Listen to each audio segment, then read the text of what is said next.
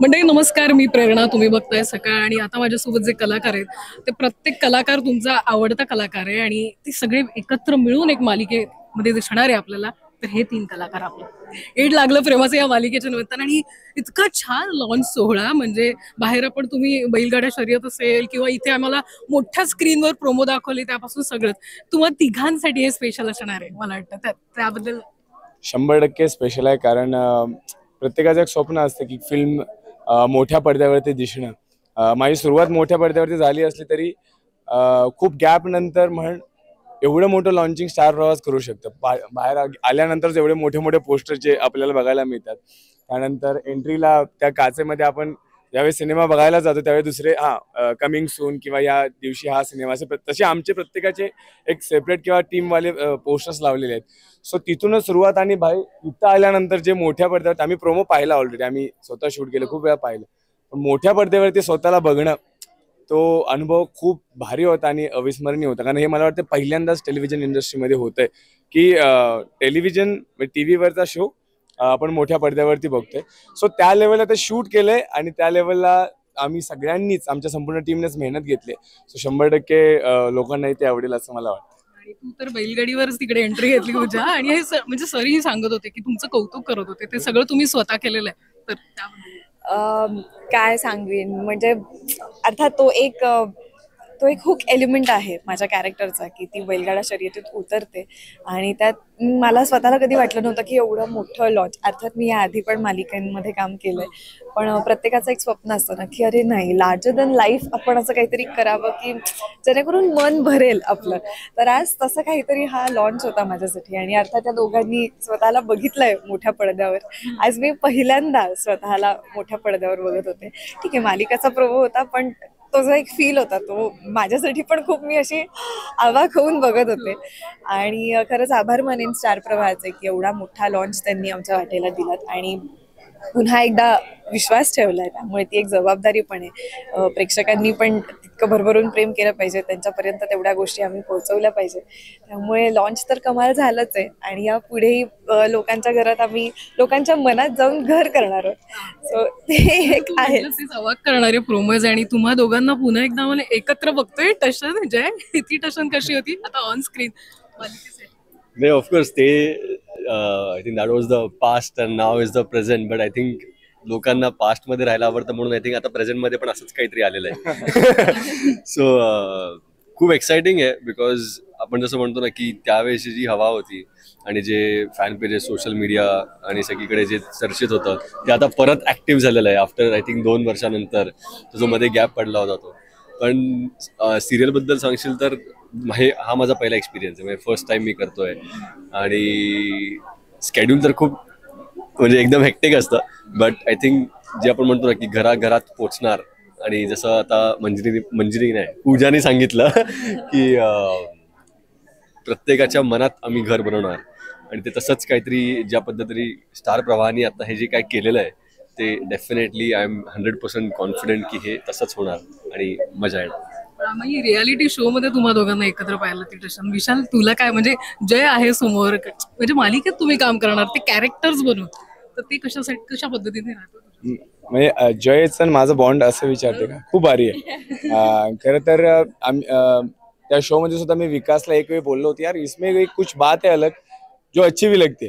त्यावेळेच्या situation वेगळ्या होत्या, समजलं. त्यामुळे ते इथे अजिबात येणारच नाही. तो प्लॅटफॉर्म वेगळा होता आणि हा प्लॅटफॉर्म वेगळा आहे. आणि इथे आम्ही एक फॅमिली म्हणून काम करतोय दोघेही, आमची संपूर्ण टीम सुद्धा. आणि मजा येते. काही गोष्टी त्याच्याकडून शिकायला मिळतात, काही गोष्टी माझ्याकडून तो शिकतोय, काही गोष्टी आम्ही पूजाकडून शिकतोय, काही गोष्टी आणि बऱ्याच गोष्टी आम्ही नीनाताई, अतिशाताई, आमचे डायरेक्टर यांच्याकडून शिकतोय. तर अशा पद्धतीने शिकत शिकत आमचा 100% देत एक फॅमिली करून आम्ही हा प्रवास सुरू केलाय. आणि तो प्रवास आता खूप वर्ष आपल्या प्रेक्षक मायपांबरोबर आम्हाला घालवायचं. सो मजा येणार आहे. आणि या दोघांबद्दल मला हे सांगायला आवडेल की अर्थात म्हणजे ह्यांच्याबद्दल मला एवढं माहीत नव्हतं किंवा एवढं काही मी फॉलो केलं नव्हतं. यांची जी टशन आहे या सगळ्या गोष्टी मला म्हणजे लोकांकडून कळत होतं किंवा कमेंट्स बॉक्समधून किंवा हे मला कळत होतं. पण माझ्यासाठी हे खूप ऑपोजिट गोष्टी आहेत की आपण ऐकतोय एक आणि दिसतंय काहीतरी वेगळं. असं अजिबात म्हणजे मी फॉलो केलं नसल्यामुळे माझ्यासाठी मी यांना पहिल्यांदाच भेटत होते आणि सेटवर असं काही नाहीये. दोघं एकत्र छान बसतात, क्रिकेटच्या संदर्भात गप्पा मारतात, त्यांची अख्खी पंटर गँग, हो आम्ही सगळे एकत्र असतो. आणि अर्थात आता हा एक नवीन परिवार आहे. जसं हा म्हणाला की पास्ट इज पास्ट, जे आत्ता आहे ते इथून पुढे आपल्याला वर घेऊन जाणार आहे. त्यामुळे एक नवीन परिवारासोबत आणि स्टार परिवारासोबत आम्ही आमच्या मायबाप प्रेक्षकांच्या मनात घर करायला येतो. That's it. विशाल, म्हणजे विठू माऊलींसोबतचं जे नाते तुझं बघ, पुन्हा पुन्हा ते येत असतं. आणि मला वाटतं जसे सुरुवातीला इथे इंट्रोमध्येही म्हटले की तुझ्यासाठीच लिहिला गेलेला आहे हा रोल. तुला म्हणजे असा रोल करत असताना तुझ्या मनात काय होतं की या पद्धतीने रांगडं? माझ्या एक्झॅक्ट ऑपोजिट आहे, नो डाऊट. पण म्हणतो ना आपण श्रद्धा ठेवणं देवावरती. माझी आई कायम म्हणते की दिवसातून 5 मिनिटं का होईना, 10 मिनिटं का होईना, पण देवाची प्रार्थना कर. सो ती श्रद्धा ठेवणं आणि त्या देवावरती विश्वास ठेवणं, आपल्या कामावरती विश्वास ठेवणं आणि पाथवरती चालत राहणं, हे काम केलं ना, माऊली कुठलीच गोष्ट कमी पडून देणार नाही. सो बघ, मी 2 वर्ष माझं स्वतःचं तोंड पाहिलं नाही, जे बिग बॉस मध्ये, सॉरी आता ते बिग बॉस मध्ये लोकांनी मला पाहिलं. त्याच्यानंतर हा लुक मी स्वतःलाच पाहिलं नाही. सो यासाठीच बनलं होतं, माझ्यासाठी माऊलींनी लिहून ठेवलं होतं असं म्हणायला हरकत नाही. मी खूप खुश आहे आणि खूप मेहनतीने, खूप जीव लावून काम करतो आणि मजा येते. विशालच्या भूमिकेबद्दल काय वाटतंय तुला? तुलाही विचारणार नाही, त्याचं म्हणजे ही इज व्हेरी डेस्टिन. आपण म्हणतो ना की असाच रोल त्याचा गेल्या 1 वर्षापासून, आय थिंक विशाल तू असाच आहेस ना 1 वर्षापासून? 2 वर्षापासून. सो त्यानंतर त्याला बरोबर ते लिहिलेलं होतं की हे असंच कॅरेक्टर पाहिजे आणि हे बरोबर ते फिट झालं. म्हणजे रोल, त्याचा जो कॅरेक्टर जो आहे ना, it is very powerful, very strong. जसं आपण म्हणतो की मस्ती आहे, यु नो, की ते दादागिरी, गुंडगिरी, पण कुठून एकडे आपण म्हणतो ना की ते एक सॉफ्टनेस आणि काइंडनेस, की ते प्रत्येक माणसामध्ये असतं. किती मोठा डॉन असून दे किंवा किती मोठा क्रिमिनल असून दे, पण आपण जेव्हा गोष्ट फॅमिलीवरती येते किंवा काही येते तेव्हा तो कुठे ना कुठेतरी एक स्टेप मागे घेतो. तसं त्याचं काहीतरी एक कॅरेक्टर आहे. So I think it's good. आणि you know, is lucky enough to, काय म्हणतात, तेच ह्याच्यामध्ये त्याला ते रोल मिळालेलं आहे. हे तर आपल्याला एक्सटेन्शन्स लावावे लागतात, आपल्याला दाढी वाढवावी लागते आणि काय नाही, काय काय करावं लागतं. सो हे एकदम परफेक्ट आहे त्यासाठी. जयच्या भूमिकेबद्दल तो ते जसं त्याच्या नशिबात लिहिलं होतं, तोच त्याचा आधीचा इंटरव्ह्यू असेल, त्याला पोलीस इन्स्पेक्टर बनायचं होतं. सो बघ, प्रामाणिकपणे काम करत राहणे, त्यालाही पोलीस इन्स्पेक्टरचा युनिफॉर्म घालायला मिळणं म्हणजे खूप मोठी गोष्ट आहे. आणि खूप छान पद्धतीने त्याच्या पर्सनॅलिटीला, त्याच्या आवाजाला, सगळ्याच गोष्टीला तो रोल जातोय आणि तोही खूप मेहनत घेतोय. पहिली मालिका जरी असली तरी त्याला एक अनुभव आहे फिल्मचा वगैरे. मालिकेचं आणि फिल्मचं थोडं गणित वेगळं जरी असलं तरी तो असं नाही की तो अंडरस्टँड करून घेण्याचा प्रयत्न करतोय. म्हणजे असं नाही की मेरे को सब ऐसा कुछ नाही, असं नाहीये काही. तर तो सरांकडून घेणं किंवा स्वतः मेहनत खूप जास्त घेतोय आणि त्या कॅरेक्टरला फुलफिल करण्याचा प्रयत्न करतोय. कारण त्याच्या वडिलांना, त्याच्या घरी फॅमिलीला त्याला पोलीस इन्स्पेक्टरच्या ह्याच्यामध्ये पाहायचं होतं. सो मला वाटतं ती जबाबदारी एक त्याची वेगळी असेल की आपल्या फॅमिलीसाठी, प्रत्येकजण आपल्या फॅमिलीसाठी जो ड्रीम रोल असतो तो करायला मिळाला तर अजून छान पद्धतीने करतो.